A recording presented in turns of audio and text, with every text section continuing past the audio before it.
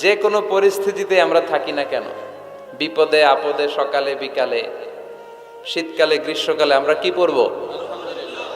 আলহামদুলিল্লাহ পড়ব। এর কারণ চাহিদার কোনো শেষ নাই। যার আছে যত বেশি সে চায় তত বেশি। অর্থের প্রয়োজন আছে, কিন্তু এটার হৃদয়ে স্থান দেয়া যাবে না। এটা হাতে আসবে আবার চলে যাবে, ঠিক কিনা? হৃদয়ে স্থান থাকবে কার? আমরা যদি জিজ্ঞেস করি, ভাই আপনি কি চান, কি লাগবে আপনার, কার কি লাগবে, একজন বলবে আমি এটা চাই, আমার এটা নাই, আমি ওইটা চাই, ওইটা চাই, কত কিছু লাগবে আমাদের। কিন্তু ঠিক এই মুহূর্তে যে লোকটা হসপিটালের বেডে শুয়ে আছে, ক্যান্সারে আক্রান্ত, ক্যান্সার যার নেই কোনো অ্যান্সার, ওরে যদি জিজ্ঞেস করেন, ও বলবে আমার কিচ্ছু লাগবে না, আমি শুধু বাঁচতে চাই। ও কি চায়? আর আমরা অনেক কিছু চাই। এজন্য আমরা শুকরিয়া করব বেশি বেশি। শুকরিয়া করলে বাড়িয়ে দেয় কে? বিশ্বনবী দোয়া করতেন, আল্লাহুম্মা জাআলনি সাবুরা ওয়া জাআলনি শাকুরা ওয়া জাআলনি ফি আইনি সাগীরা ওয়া ফি আ'য়ুনিন নাসি কাবীরা। আল্লাহ আপনি আমারে ধৈর্যশীল বানান, আপনি আমারে শুকরগুজার বান্দা বানান। আল্লাহ আমার চোখে আপনি আমারে ছোট বানান, গোটা বিশ্বের মানুষের চোখে আপনি আমারে বড় বানান। সবাই জন্য কখনোই যেন অভিযোগ না করি আল্লাহর কাছে, কমপ্লেইন যেন না করি। Instead of complaining, we should praise more and more. বেশি বেশি প্রশংসা করতে হবে, অভিযোগ করা যাবে না। অনেকের অনেক দুঃখ, অভিযোগ, আল্লাহ আমার এটা দিল না, ওইটা দিল না, আমার পাশে সে বড় হয়ে গেল, ও চাকরি পেয়ে গেল, ও ব্যবসায় উন্নতি করলো, ও ভিসা পাইলো, আমি পাইলাম না। আফসোস, ও আফসোস করতে করতে মরবে, ঠিক কি না? আর প্রশংসা যে করবে তাকে নেয়ামতের বাড়ি ধারা আরো বাড়িয়ে দিবে কে? এজন্য আফসোস করব না, প্রশংসা করব, অভিযোগ করব না, শুকরিয়া করব। আল্লাহ অনেক দিয়েছে, ঠিক কি না?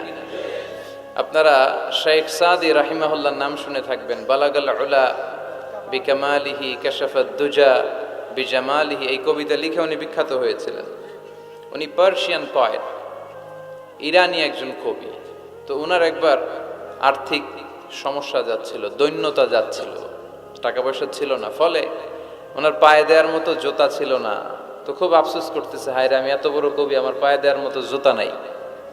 আফসোস করে ঘর থেকে বের হলেন, দেখলেন এক ভিক্ষুক ভিক্ষা করছে, ওর পাই নাই। কি নাই? আর কবি সাহেবের কি নাই? ওনার জুতা নাই, এজন্য দুঃখ। বের হয়ে দেখে সাইল ভিক্ষুক, ওর পা নাই। এবার উনি সেজদায় পড়ে আল্লাহর ডেকে বলে, আল্লাহ শুকর আলহামদুলিল্লাহ, অনেক ভালো আছি। শুকর আলহামদুলিল্লাহ, বেশ ভালো আছি, অনেক সুখে আছি। এজন্য সুখ হচ্ছে আলহামদুলিল্লাহর ভিতরে। যে কোনো পরিস্থিতিতে আমরা থাকি না কেন, বিপদে আপদে, সকালে বিকালে, শীতকালে গ্রীষ্মকালে, আমরা কি পড়ব? আলহামদুলিল্লাহ পড়ব। এর কারণ চাহিদার কোনো শেষ নাই। যার আছে যত বেশি সে চায় তত বেশি।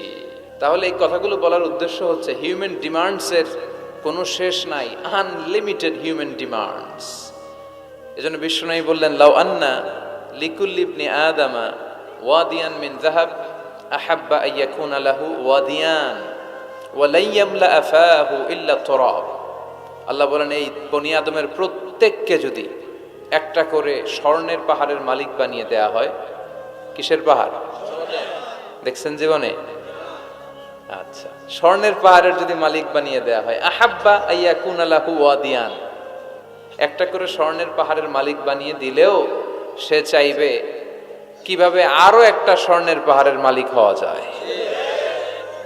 আচ্ছা, একটু বুঝে শুনে উত্তর করবেন। একটা স্বর্ণের পাহাড়ের মালিক যদি আমি হই, শুধু আমি কেন, আমার 14 পুরুষ এটারে বিক্রি করে খেলেও কি শেষ করতে পারবো? তো আমার আরেকটা লাগবে কেন? আরেকটা দিয়ে আমি কি করব? স্বভাব। বিষ্ণু বললেন, সবশেষে হাদিসের শেষাংশে বললেন, ওয়ালাইয়ামলা আফাহু ইল্লা তুরাব, কবরের মাটি ছাড়া কোনো কিছুই মানুষের এই জিহ্বাটারে থামাতে পারবে না। চিৎকার করে বলেন ঠিক কিনা? এজন্য যার আছে বেশি, ও চায় বেশি, এই ডিমান্ডটারে একটু কমাতে হবে। আল্লাহ অর্থের প্রয়োজন আছে, কিন্তু এটার হৃদয়ে স্থান দেয়া যাবে না। এটা হাতে আসবে আবার চলে যাবে, ঠিক কিনা? হৃদয়ে স্থান থাকবে কার? যাদের হৃদয়ে আছে আল্লাহর ভয়, তারা কবু পথ ভুলে যায় না।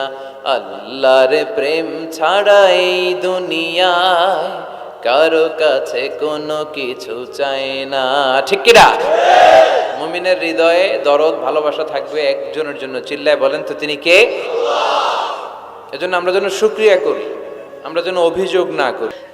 আমরা যদি জিজ্ঞেস করি ভাই আপনি কি চান, কি লাগবে আপনার, কার কি লাগবে, একজন বলবে আমি এটা চাই, আমার এটা নাই, আমি ওইটা চাই, ওইটা চাই, কত কিছু লাগবে আমাদের। কিন্তু ঠিক এই মুহূর্তে যে লোকটা হসপিটালের বেডে শুয়ে আছে, ক্যান্সারে আক্রান্ত, ক্যান্সার যার নেই কোনো অ্যান্সার, ওরে যদি জিজ্ঞেস করেন ও বলবে আমার কিচ্ছু লাগবে না, আমি শুধু বাঁচতে চাই। ও কি চায়? আর আমরা অনেক কিছু চাই। এজন্য আমরা শুকরিয়া করব বেশি বেশি। শুকরিয়া করলে বাড়িয়ে দেয় কে? বিশ্বনবী দোয়া করতেন, আল্লাহুম্মা জাআলনি সাবুরা ওয়া জাআলনি শাকুরা ওয়া জাআলনি ফি আইনি সাগীরা ওয়া ফি আ'য়ুনিন নাসি কাবীরা। আল্লাহ আপনি আমারে ধৈর্যশীল বানান, আপনি আমারে শুকরগুজার বান্দা বানান। আল্লাহ আমার চোখে আপনি আমারে ছোট বানান, গোটা বিশ্বের মানুষের চোখে আপনি আমারে বড় বানান। সবাই এজন্য সবসময় প্রশংসা করব কার? কম কম না বেশি বেশি? সবসময় শুকরিয়া করতে রাজি আছি তো? আল্লাহ সব সময় যেন আমরা তোমার শুকরিয়া করতে পারি, তুমি তৌফিক দাও। আরো জোরে পড়বো সবাই আমিন। ব্যাপারে কোনো সন্দেহ, কোনো ভুল, কোনো ইনকনসিস্টেন্সি প্রমাণ দিতে পেরেছে? পারে নাই, পারবেও না। This is the book whereof there is no doubt, no suspicion in it, and a guidance to those who are muttaqin. আল্লাহ বললেন যালিকাল কিতাব লা রাইবা ফি হুদাল লিল মুত্তাকিন। এটা এমন বই যে বইয়ে কোনো ভুল নাই, কোনো সন্দেহ নাই, এবং মুত্তাকিনদের জন্য হেদায়েতের গাইড বুক করে এই বইটারে পাঠালো কে? আল্লাহ। এজন্য এই বইটা আমরা বুক সেলফের একেবারে উপরের তাকে রাখবো, যাতে ধুলা বালি আর মাকড়সার বাসা এটা ময়লা হয়ে থাকে। হ্যাঁ, কোথায় রাখবেন? একেবারে হাতের কাছে রাখবো, হাতের কাছে রাখবো। পৃথিবীর সবচাইতে নন্দিত এই কিতাবটা আজকে সবচাইতে বেশি নিগৃহীত, উপেক্ষিত। বুক সেলফে রাখে, তাও একেবারে উপরের তাকে, কারণ বছরে 1-2 বার কামে লাগে। কেউ মরলে, কথা বলেন, মারা গেছে, এখন সামনে বসে বসে কোরআন তেলাওয়াত করতে হবে। কোরআন এসেছে জীবিত মানুষদের জন্য। কোরআন নিজেও জীবিত কিতাব, আলোকিত করেও জীবিতদেরকে। চিল্লায় বলেন ঠিক কিনা? কিতাবুন হাই, জীবিত কিতাব, ওয়াকিং এনসাইক্লোপিডিয়া, চলমান বিশ্বকোষ। যাই জিজ্ঞেস করবেন তথ্যের সম্ভার, তথ্য উপাত্ত আর ইনফরমেশন এই কোরআনের ভেতরে আছে না নাই? মানব সমস্যার সব সমাধান আছে। এজন্য এই বইটাকে বলা হয় দ্য প্রবলেম সলভিং মেথোডোলজি। এই কোরআন আপনার সব প্রবলেমকে সলভ করে দেয়। It's not a problem creating methodology. এটা জীবনের কোথাও সমস্যা বাধায় না। কোরআন, কথা বলেন, জট লাগায় নাকি জট খুলে দেয়? আলহামদুলিল্লাহ পড়েন। এজন্য কোরআনের সাথে যেন আমরা সম্পর্ক বাড়াই। We should increase the attachment with the holy book Quran. যতই সম্পর্ক বাড়াবেন আপনার মর্যাদা বাড়াবে কে? আল্লাহ। সম্মানিত ভাইরা, খেয়াল করে বুঝবেন, সাইয়েদনা জিবরিল আলাইহিস সালাম এই কোরআন নিয়ে পৃথিবীতে এসেছিল, তাই তিনি হয়েছেন শ্রেষ্ঠতম ফেরেশতা। রমাদান আল মুবারকে আল্লাহ তাআলা এই কোরআনকে নাজিল করেছে, তাই রমাদান হয়েছে শ্রেষ্ঠতম মাস। বিশ্বনবীর উপর আল্লাহ তাআলা এই কোরআন নাজিল করেছেন, তাই তিনি হয়েছেন বিশ্বনবী। আমরাও যদি এই কোরআনের সাথে সম্পর্ক লাগাই, আমাদের মর্যাদাও এরকম আকাশচুম্বী করে দিবে কে? আল্লাহ। এজন্য কোরআনের সাথে অ্যাটাচমেন্ট বাড়ানোর দরকার আছে না নাই? প্রতিদিন যেন আমরা কোরআন তেলাওয়াত করি, প্রতিদিন যেন কোরআনের বঙ্গানুবাদ পড়ি। যা বলার সব বলা হয়েছে, নতুন করে আল্লাহ কিছু বলবে না। এজন্য কোরআন থেকে নূর নিয়ে যেন আমরা নিজেদেরকে আলোকিত করি। কোরআনের একটা নাম হচ্ছে নূর, একটা নাম কি? লিতুখরিজান নাসা মিনাজ যুলুমাতি ইলান নূর। এই কোরআনকে আমি পাঠিয়েছি অন্ধকারাচ্ছন্ন মানুষগুলোকে আলোর পথে নিয়ে যাবার জন্য। কোরআন মানুষকে আলোকিত করে, কোরআন মানুষকে জাহালাত বা অন্ধকার শিক্ষা দেয় না। এজন্য আসুন কোরআনের সাথে সম্পর্ক বাড়াই এবং নিজেদেরকে আলোকিত করি। আর এই কোরআনের যেখান দিয়েই আমরা কথা শুনি না কেন, বরকত আছে না নাই? লা তুহসা আজাইবুহু ওয়ালা তাবলা গরাইবুহু ফিহি মাসাবিহুল হুদা ওয়া মানারুল হিকমা। কোরআনের আশ্চর্যান্বিতার কোনো শেষ নাই, কোনো শেষ নাই। যতই পড়বেন ততই আশ্চর্য হবেন। সুবহানাল্লাহ পড়বেন না? ওয়ালা তাবলা গরাইবুহু, এটা কখনো পুরাতন হবে না, জীর্ণ শীর্ণ হবে না। সূরা ফাতিহা যারা আমরা পড়েছি লক্ষ লক্ষ বার, যাদের বয়স 50 কিংবা 60, কত লক্ষ বার সূরা ফাতিহা পড়েছি, কোনো হিসাব আছে? তারপরেও কোনোদিন কি মনে হয়েছে যে সূরা ফাতিহাটা পুরান পুরান লাগে? 60 বছর ধরে সূরা ফাতিহা দিয়ে শুরু করছি নামাজ, কালকে থেকে কুল হুয়াল্লাহ দিয়ে শুরু করব, এরকম কেউ বলে? কোরআন পুরান লাগে? চির নতুন, এভারগ্রিন, সবুজ, চির সবুজ, চির নতুন, এটা কখনো পুরাতন হয় না।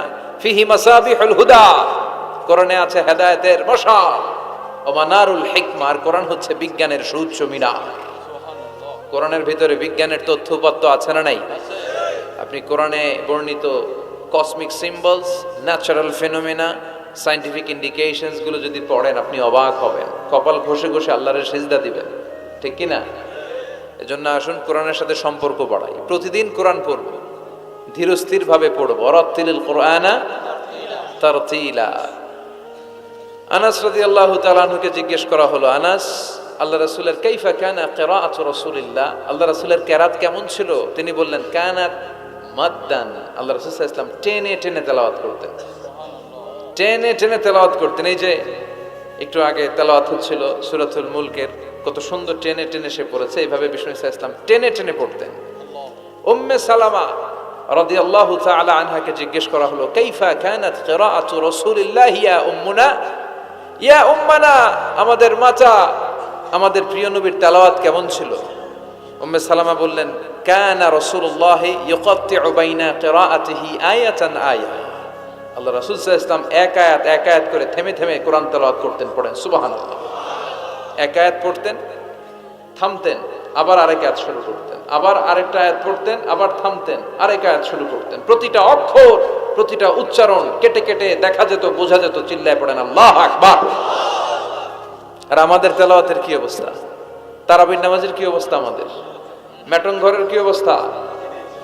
জাপানের বুলেট ট্রেন ফেল, ঠিক কিনা?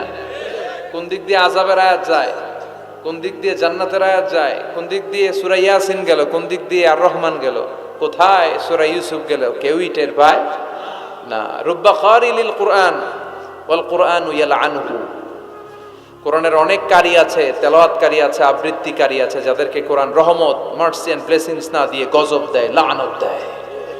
আল্লাহ ওই ধরনের তেলাওয়াত থেকে তুমি আমাদের বাঁচাও।